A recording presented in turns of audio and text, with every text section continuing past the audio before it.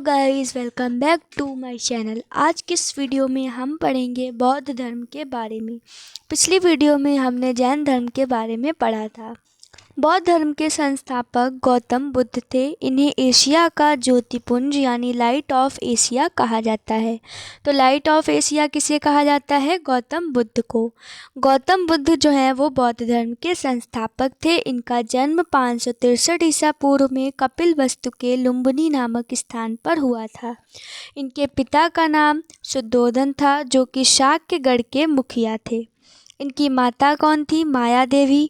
उनकी मृत्यु इनके जन्म के 7वें दिन ही हो गई थी। इनका लालन पालन इनकी सौतेली माँ प्रजापति गौतमी ने किया था।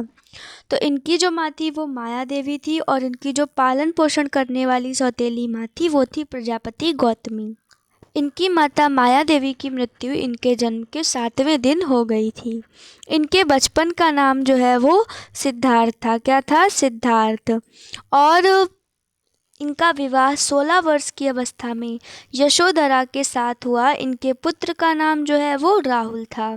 तो इनका विवाह किस आयु में हुआ था? 16 वर्ष की आयु में। किसके साथ? यशोधरा के साथ। और उनसे इनका एक पुत्र हुआ जिसका नाम था राहुल।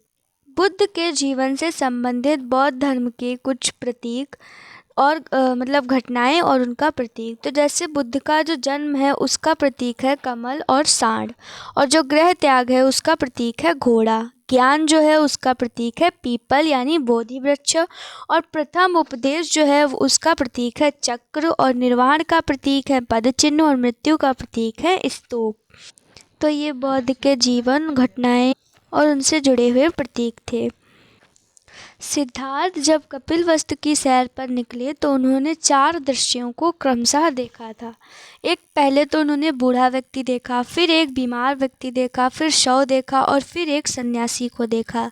सांसारिक समस्याओं से व्यथित होकर इन्होंने 29 वर्ष की अवस्था में गृह त्याग किया, जिसे बौद्ध धर्म में महाअभिनिष्क्रमण कहा गया।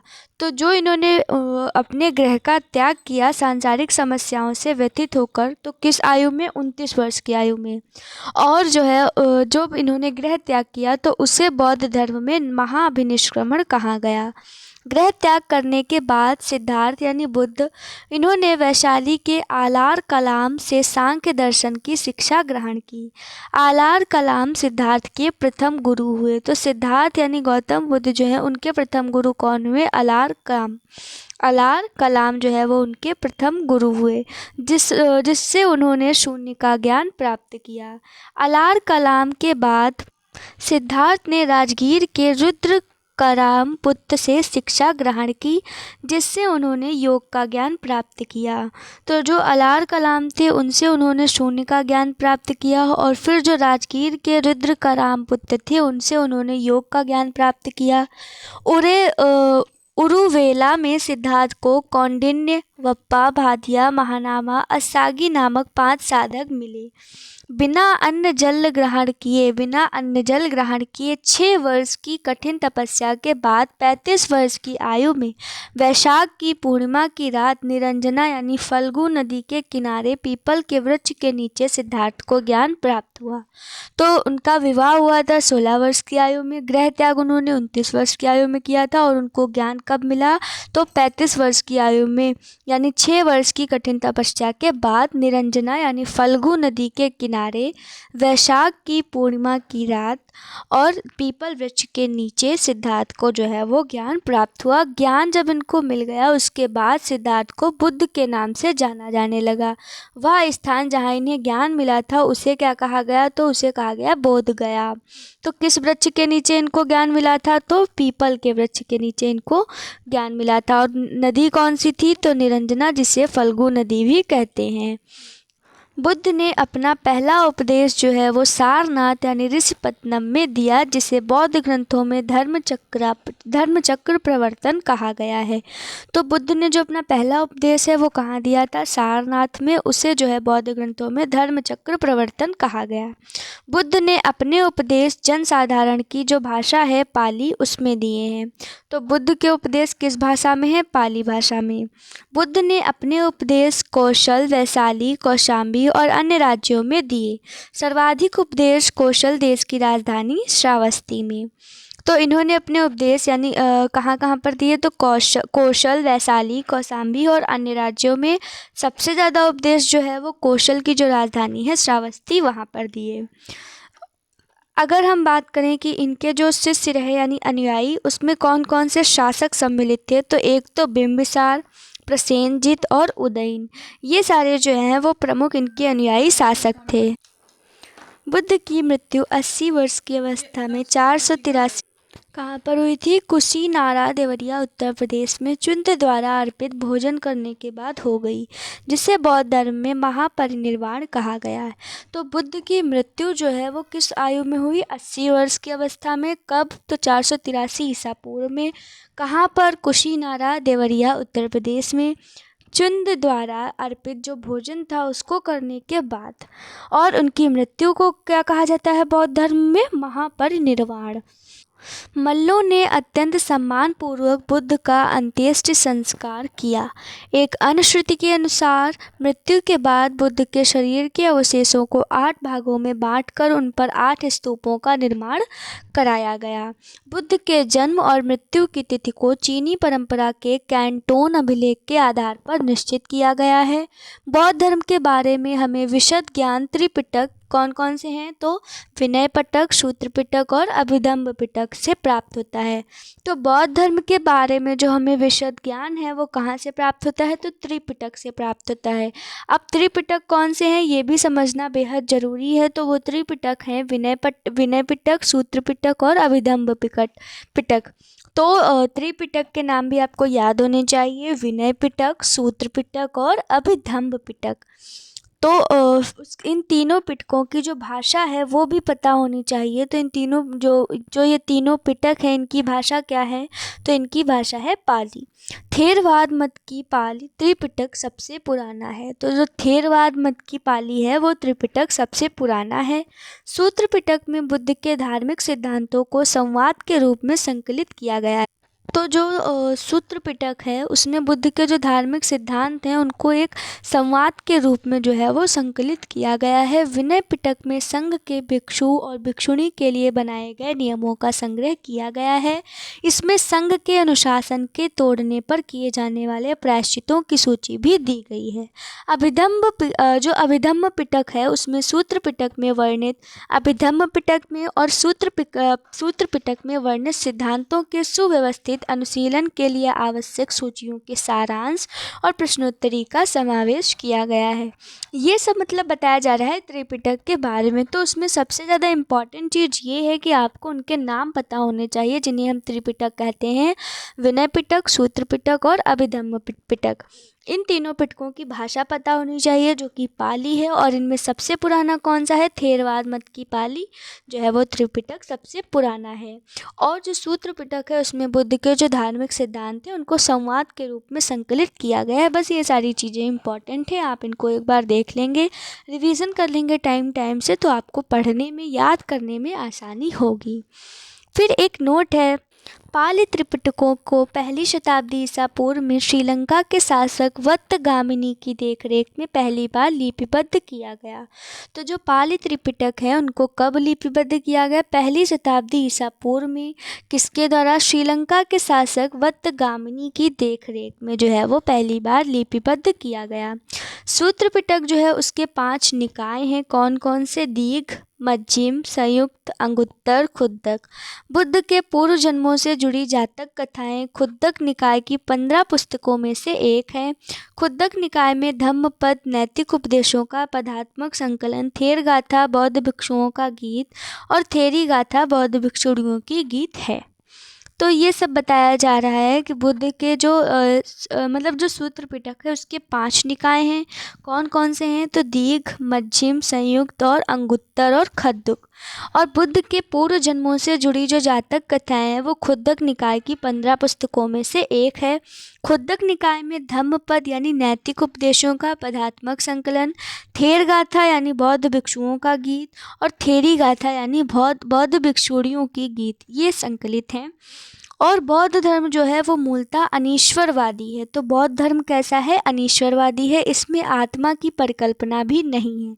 यानी जैसा कि जैन धर्म में हमने पढ़ा था कि उसमें आत्मा को मतलब महत्व दिया जाता है थोड़ा बहुत, लेकिन जो बौद्ध धर्म है उसमें आत्मा की भी परिकल्पना नहीं है। बौद्ध धर्म में पुनर्जन्म की मान्यता है, पर इस धर्म में जो है वो पुनर्जन्म को माना जाता है।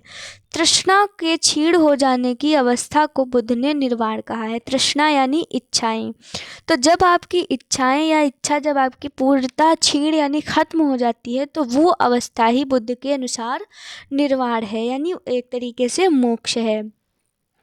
और बुद्ध ने जो है एक सिद्धांत दिया है उपनिषद में, कौन सा है कि विश्व जो है वो दुखों से भरा है, यानी जो संसार है ये दुखों से भरा है। World is full of sorrows, यानी पूरा संसार जो है वो विश्व जो है दुखों से भरा हुआ है। दूसरी चीज़, एक इम्पॉर्टेंट बात कि जो अभी हमने ऊपर पढ़ा कि बिना अन्न जल ग्रहण किए 6 वर्ष की कठिन तपस्या के बाद उन्हें जो है वो ज्ञान मिला था। वहीं पर एक लेखक हैं अद्भुत भारत, लेखक जो हैं वो अद्भुत भारत, और उसमें लेखक कौन है? A.L. बाशम। उनका क्या मानना है कि 49 दिनों की तपस्या के बाद जो बुद्ध हैं उनको ज्ञान की प्राप्ति हुई थी। तो जो A.L. बाशम है उनके अनुसार 49 दिनों की तपस्या हुई थी, कि मतलब तपस्या उन्होंने की थी, उसके बाद उनको ज्ञान मिला।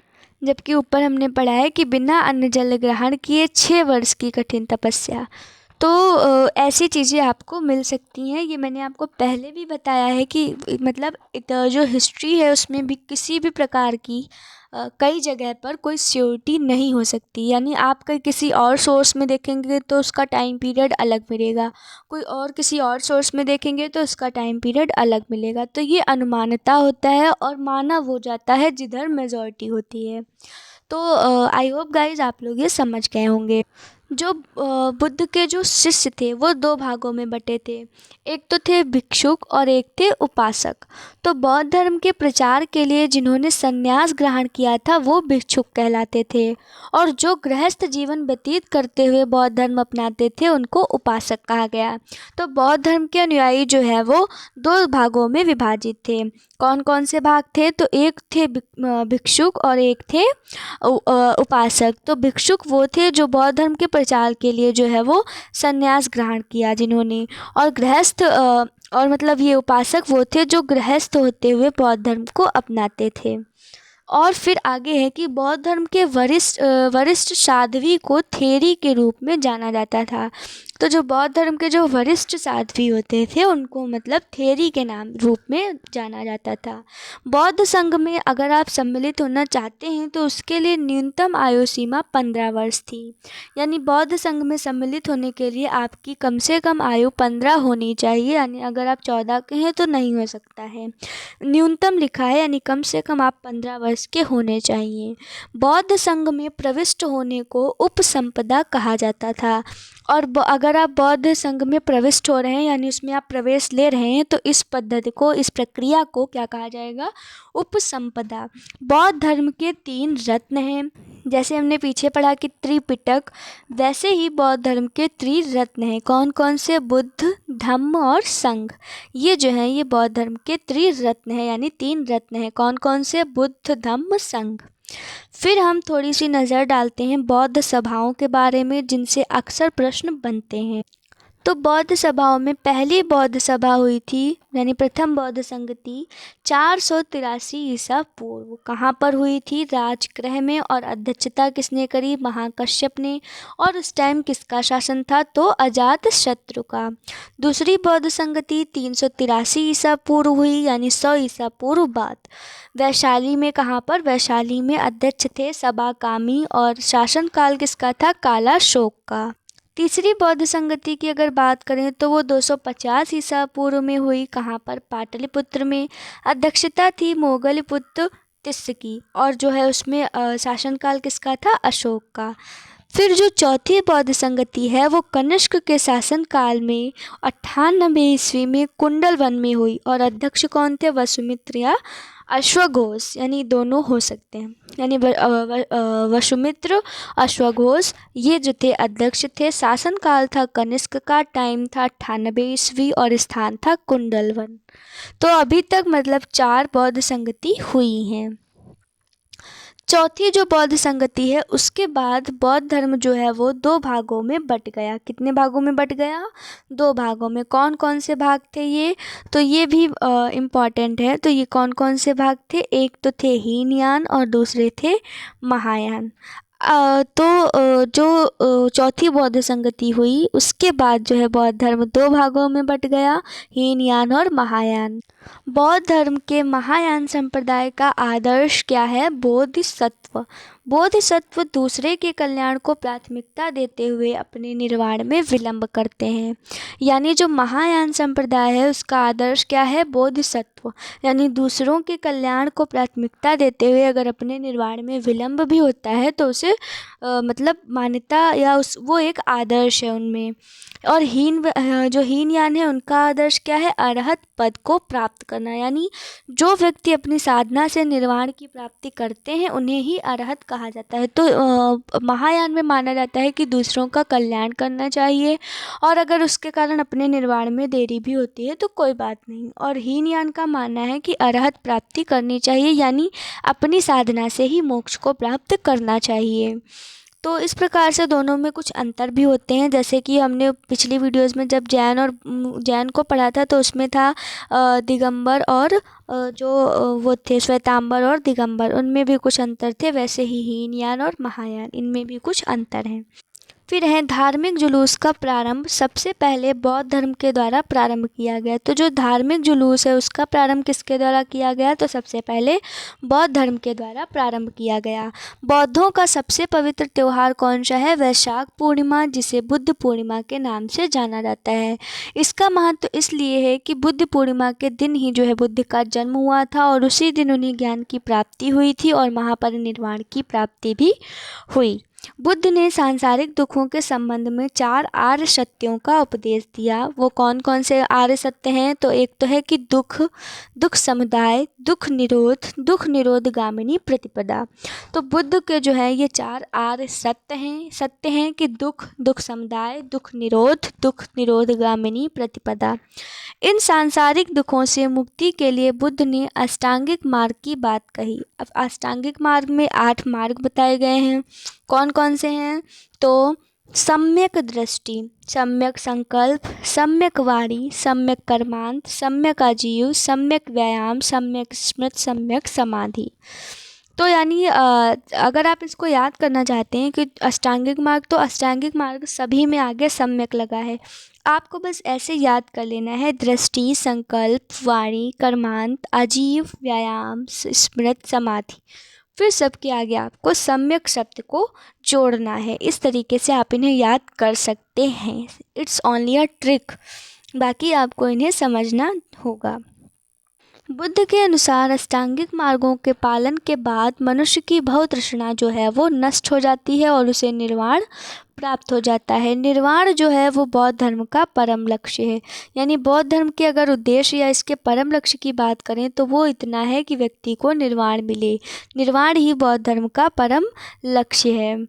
फिर है कि जो निर्वाण है वो बौद्ध धर्म का परम लक्ष्य है, जिसका अर्थ है दीपक का बुझ जाना, यानी जीवन मरण चक्र से मुक्त हो जाना। मोक्ष का मतलब ये है कि आप आपको जीवन मिला, फिर आपकी मृत्यु हुई, फिर आपको जन्म हुआ, फिर आपकी मृत्यु हुई, फिर आपका जन्म हुआ, फिर आपकी मृत्यु हुई। तो इन चक्रों से मुक्ति पाना ही जो है वो निर्वाण है। और बौद्ध धर्म जो है, बौद्ध धर्म का परम लक्ष्य निर्वाण ही है, जिसका अर्थ है दीपक का बुझ जाना, यानी जीवन चक्र जीवन मरण चक्र से मुक्त हो जाना। बुद्ध ने निर्वाण प्राप्ति को सरल बनाने के लिए निम्न 10 शीलों पर बल दिया।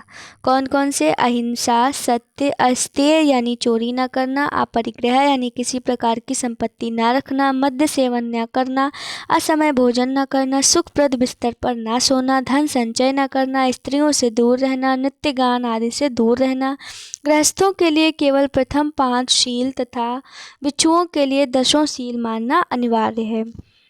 तो जो है निर्वाण अगर आप पाना चाहते हैं तो उसको सरल बनाने के लिए इन 10 शीलों को बताया गया कि आप अहिंसा, सत्य, चोरी न अहिंसा पर विश्वास करें, सत्य बोलें, चोरी ना करें, संपत्ति ना रखें, मदिरापान ना करें, और असमय भोजन ना करें कि मतलब जब मन हुआ भोजन कर लिया, एक निश्चित समय होता है उसी समय भोजन करें, और बहुत ही कंफर्टेबल जो बेड्स होते हैं यानी कि आप बहुत ही ज़्यादा आरामदायक स्थिति में शयन ना करें, मतलब आपका बिस्तर जो है वो बहुत ही सुखदायी नहीं होना चाहिए, क्योंकि जब आप बहुत ही ज़्यादा सुखप्रद बिस्तर पर सोएंगे तो जब आप सोएंगे फिर आपको उठने का मन नहीं करेगा, जबकि आपको ऐसा नहीं करना है, वो एक तरीके से तपस्या ही होती है।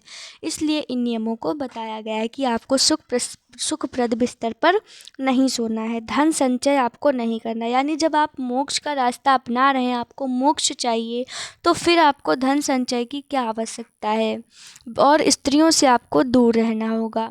तो और मतलब निर्वाण के लिए ये भी बताया गया है कि स्त्रियों से दूर रहना है। नृत्य गान जो ये सारी क्रियाएं होती हैं इनसे भी आपको दूर रहना है। गृहस्थों के लिए केवल पहले 5 शील और भिक्षुओं के लिए 10 शील मानना अनिवार्य था। यानी जो गृहस्थ व्यक्ति, यानी जो अभी हमने ऊपर पढ़े थे कि एक थे बौद्ध धर्म में भिक्षुक और एक उपासक। भिक्षुक जो संन्यास लेते हैं, उपासक जो गृहस्थ धर्म में रहते हुए बौद्ध धर्म को मानते हैं। तो जो गृहस्थ हैं उनके लिए ऊपर के केवल 5 नियम, कौन कौन से 5 नियम उनके लिए, कौन कौन से 5 शील उनके लिए अनिवार्य थे? तो अहिंसा, सत्य, अस्तेय यानी चोरी ना करना, अपरिग्रह यानी संपत्ति ना रखना, और मद्य सेवन ना करना। ये 5 जो हैं वो गृहस्थों के लिए अनिवार्य थे, जबकि जो भिक्षुक हैं उनके लिए जो है वो 10 ही अनिवार्य थे। फिर है बुद्ध ने जो है वो मध्यम मार्ग यानी मध्यमा प्रतिपद का उपदेश दिया। तो बुद्ध ने कौन सा उपदेश दिया? मध्यम मार्ग यानी मध्यमा प्रतिपद का उपदेश दिया। अनीश्वरवाद के संबंध में बौद्ध धर्म और जैन धर्म में समानता है, यानी अनीश्वरवाद जो है उसके मैटर में जो है बौद्ध और जैन दोनों में समानता है, यानी दोनों ही धर्म अनीश्वरवाद में विश्वास करते हैं या करते हैं। जातक कथाएं जो हैं वो प्रदर्शित करती हैं कि बोधिसत्व का अवतार मनुष्य के रूप में भी हो सकता है और पशुओं के रूप में भी है। तो जो जातक कथाएं हैं उनसे हमें पता चलता है कि जो बोधिसत्व है उसका अवतार मनुष्य रूप में भी हो सकता है और पशुओं के रूप में भी हो सकता है। बोधिसत्व के रूप में पुनर्जन्मों की दीर्घ श्रृंखला के अंतर्गत बुद्ध ने शाक्य मुनि के रूप में अपना अंतिम जन्म प्राप्त किया, किंतु इसके बाद मैत्रेय और अन्य अनाम बुद्धि अवतरित होने शेष हैं। सर्वाधिक बुद्ध मूर्तियों का निर्माण जो है वो किस शैली में किया गया है? गांधार शैली में किया गया है, पर बुद्ध की प्रथम मूर्ति संभवतः मथुरा कला में बनी थी। तो जो बुद्ध मूर्ति हैं उनका निर्माण किस शैली में किया गया है? तो उनका निर्माण किया गया है मूलतः गांधार शैली में, और बुद्ध की प्रथम मूर्ति जो है वो संभवतः मथुरा शैली में बनी थी। तो ये भी पूछा जा सकता है कि सर्वाधिक बुद्ध मूर्तियों का निर्माण किस शैली में है? तो गांधार शैली में। बुद्ध की पहली मूर्ति किस कला में बनी थी? तो मथुरा कला या मथुरा शैली में। तो ये था कुछ स्टैटिक और मतलब रिवीजन के योग्य और थ्योरेटिकल पार्ट भी था। और जो शाक्य मुनि हैं उनके बोधिसत्व के रूप में पुनर्जन्मों की दीर्घ श्रृंखला के जो अंतर यानी जो पुनर्जन्म की श्रृंखला होती है उसके अंतर्गत जो बुद्ध हैं उन्होंने शाक्य मुनि के रूप में अपना अंतिम जन्म पाया था, किंतु इसके बाद मैत्रेय और अन्य अनाम बुद्ध अभी अवतरित होने शेष हैं। ये जो है वो लोग बताते हैं। यानी बुद्ध, हर धर्म की अपनी अपनी मान्यता होती है, तो वैसे ही इस धर्म की भी अपनी एक मान्यता है। फिर है उनको ज्ञान किस वृक्ष के नीचे मिला था, तो पीपल के वृक्ष के नीचे। तो बोधि वृक्ष के नीचे सर्वप्रथम जो देवालय बना था उसका निर्माता सम्राट अशोक था। यानी उनको जहाँ पर स्थान मिला उसे जिस स्थान पर उन्हें ज्ञान मिला उसे बोधगया कहते हैं। इसलिए जिस वृक्ष के नीचे उन्हें ज्ञान मिला उसे बोधि वृक्ष भी कहा जाता है। उसके नीचे जो सबसे पहले देवालय बना उसका निर्माता कौन था, तो सम्राट अशोक, यानी उसी ने बनवाया था। उस देवालय के चारों ओर जो वेदिका बनी वह मौर्य काल के बाद लगभग 100 ईसा पूर्व में बनाई गई थी। मंदिर के भीतर बहुत से दीवालों में जो प्रतिमाएं स्थापित हैं वे पाल राजाओं के शासनकाल में 8वीं शताब्दी में बनाई गई थी। पर वास्तविक महाबोधि मंदिर जिस अवस्था में आज खड़ा है वह अधिकतर औपनिवेशिक काल में अपने 7वीं शताब्दी के पुराने रूप में बनाया गया था। मंदिर का रूपांकन असामान्य किस्म का है, ना तो इसे पूरी तरह द्रविड़ और ना ही नागर शैली का मंदिर कहा जा सकता है। नागर मंदिर की तरह सकरा है, पर द्रविड़ मंदिर की तरह बिना मोड़ सीधे ऊपर की ओर उठा हुआ है। तिब्बत, भूटान और पड़ोसी देशों में बौद्ध धर्म का प्रचार पद्म संभव यानी गुरु रिनपाच ने किया। इनका संबंध बौद्ध धर्म के वज्रयान शाखा से था। इनकी 123 फीट ऊंची मूर्ति हिमाचल प्रदेश रेवाल सर झील में है। भारत में उपासना की जाने वाली पहली मूर्ति संभवतः बुद्ध की थी। भारत में जिस मूर्ति की उपासना पहले की गई वह बुद्ध की थी। तो ये सब बताया गया है कि बोधि वृक्ष के नीचे देवालय बना वो अशोक ने बनवाया, और चारों ओर जो वेदिका बनी वो मौर्य काल के बाद लगभग 100 ईसा पूर्व में बनाई गई। मंदिर के अंदर बहुत से आलों दीवालों में जो प्रतिमाएं हैं वो पाल राजाओं के शासनकाल में बनाई गई 8वीं सदी में। पर जो वास्तविक महाबोधि मंदिर है वो जिस अवस्था में आज खड़ा है वो अधिकतर औपनिवेशिक काल में अपने 7वीं शताब्दी के पुराने रूप में बनाया गया था। मंदिर का रूपांकन असामान्य किस्म का है, ना तो इसे पूरी तरह द्रविड़ और ना ही नागर शैली का मंदिर हम कह सकते हैं, क्योंकि इसमें कुछ क्वालिटीज़ नागर मंदिर की हैं और कुछ क्वालिटीज़ जो है वो द्रविड़ मंदिरों के जैसी हैं। फिर है एक नोट जो है कि भारत में उपासना की जाने वाली सबसे पहली मूर्ति जो है वो बुद्ध की थी, संभवतः ऐसा कहा जा सकता है। स्तूप वैदिक काल से भारत में प्रचलित शवाधान टीले थे जिसमें मृतकों के अवशेष और राख को रखा जाता था। तो जो स्तूप हैं वो वैदिक काल से भारत में प्रचलित थे। शवाधान टीले जिसमें मरे हुए लोग थे, मृतक थे, उनके अवशेष और राख जो है उनकी रखी जाती थी। अशोक के शासनकाल में जो स्तूप कला है वो अपने चरमोत्कर्ष यानी टॉप पे पहुंच गई। उसने अपने राज्यकला के दौरान लगभग 84,000 स्तूप बनवाए, यानी 1 न 2 न 3 सीधे 84,000 स्तूप उसने बनवाए। किसने? अशोक ने। अब हम देखते हैं कि भारत के कुछ महत्वपूर्ण बौद्ध मठों के बारे में। तो पहले देखेंगे हम मठ, फिर देखेंगे हम कि वो कहाँ पर हैं, फिर देखेंगे वो किस राज्य या केंद्र शासित प्रदेश के अंतर्गत आते हैं। तो एक है टाबो मठ, तो ये कहाँ पर है? तबो गांव में है, स्पीति घाट में। किस राज्य या केंद्र शासित प्रदेश में? तो हिमाचल प्रदेश में। फिर नामग्याल मठ, तो ये धर्मशाला में है, ये भी हिमाचल प्रदेश में है। होमस मठ और थिकसे मठ ये दोनों जो है लद्दाख में है, केंद्र शासित प्रदेश में। शासुर मठ जो है वो लाहौल स्पीति यानी हिमाचल प्रदेश में है। मिंड्रालिंग मठ देहरादून में उत्तराखंड में है। रूमटेक मठ गंगटोक में सिक्किम में है। तवांग मठ अरुणाचल प्रदेश में है। और नामड्रालिंग जो मठ है वो मैसूर में कर्नाटक में है। बोधिमंडा मठ जो है वो बोधगया बिहार में है। तो ये भारत के महत्वपूर्ण बौद्ध मठ हैं, उनका स्थान है और राज्य है, यानी वे किस राज्य केंद्र शासित प्रदेश के अंतर्गत आते हैं। फिर है वैदिक परंपरा से प्रेरित स्तूपों को बौद्धों द्वारा लोकप्रिय बनाया गया। बुद्ध की मृत्यु के बाद बुद्ध के शरीर के अवशेष के 8 भाग विभाजित करके स्तूपों के स्तूपों के रूप मतलब उन पर स्तूप बनवाए गए जो कि इस स्तूपों के रूप में नीचे रखे गए थे। स्तूपों को जो है वो 5 श्रेणियों में बांटा जा सकता है। तो कौन कौन से स्तूप हैं जिनको श्रेणियों में 5 श्रेणियों में बांटा जा सकता है? एक है अवशेष स्तूप, जिसमें बुद्ध और अन्य धार्मिक व्यक्तियों के अवशेष रखे गए, जैसे कि सांची का स्तूप। सांची का स्तूप जो है वो एक अवशेष स्तूप है। फिर एक वस्तु स्तूप, जिसमें कि बुद्ध या उनके शिष्यों से संबंधित वस्तुएं रखी गई, जैसे कि वैशाली का स्तूप। तो वैशाली का स्तूप जो है वो एक वस्तु स्तूप है और सांची का स्तूप जो है वो एक अवशेष स्तूप है। स्मारक स्तूप जो बुद्ध और उनके शिष्यों के जीवन की घटनाओं को याद करने के लिए बनाए गए, जैसे श्रीलंका के अनुराधापुर का स्तूप। तो अनुराधापुर का स्तूप जो है वो स्मारक स्तूप है। फिर प्रतीकात्मक स्तूप जो बौद्ध धर्मशास्त्र के विभिन्न पहलुओं के प्रतीक के लिए बनाए गए, जैसे लेह स्तूप। मन्नत स्तूप जो यात्राओं के उपलक्ष्य में या आध्यात्मिक लाभ प्राप्त करने के लिए बनाए गए। तो जो लेह स्तूप है वो प्रतीकात्मक है, अनुराधापुर का स्तूप है वो स्मारक है, वैशाली का स्तूप वस्तु है और सांची का स्तूप अवशेष स्तूप है। अशोक द्वारा बनाए गए स्तूपों में सबसे प्रसिद्ध जो मध्य प्रदेश का है वो सांची स्तूप है, और वो कैसा स्तूप है? तो अवशेष स्तूप है। उत्तर प्रदेश में पिपरहवा का स्तूप सबसे प्राचीनतम स्तूप है। सबसे प्राचीनतम कौन सा है? यूपी का पिपरहवा का स्तूप।